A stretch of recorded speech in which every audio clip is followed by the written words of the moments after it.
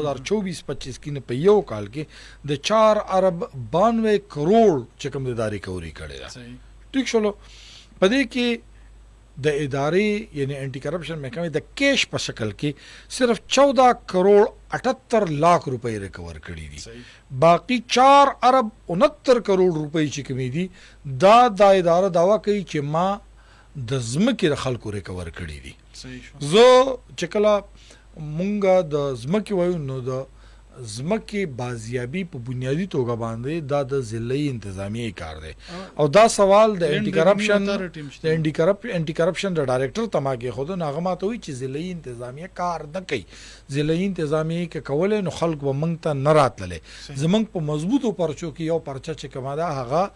د پټواري یا د تحصیلدار خلاف چې کوم دی د هغې خلاف پرچه کول دي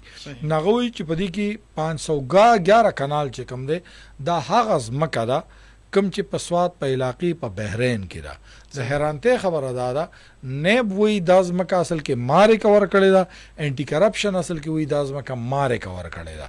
یعنی دواړو په خپلو کارکردګۍ کې لیکلې ده چې دا کارکرده ځمکه چې کومه ده چې د هغې مالیت څه د بره 2 ارب روپۍ جوړېږي یعنی په دې 4 ارب 92 کروڑ کې دا 511 کنال چې کومه ده صرف یو ځمکه 511 کنال دا د جنګلاتو محکمې ده نیب مو چې موږ ریکور کړې ده او دوی چې موږ ریکور د کرپشن ډایرکټر صاحب وایي چې ما کله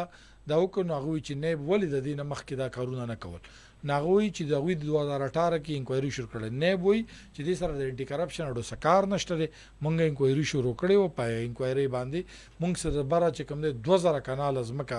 موږ دغه کړې ده په هغې کې چې کوم دی 511 کنال دا ده یعنی دواړو ادارو چې کوم دی د خپل ځان پسې یو ځمکه لیکلې ده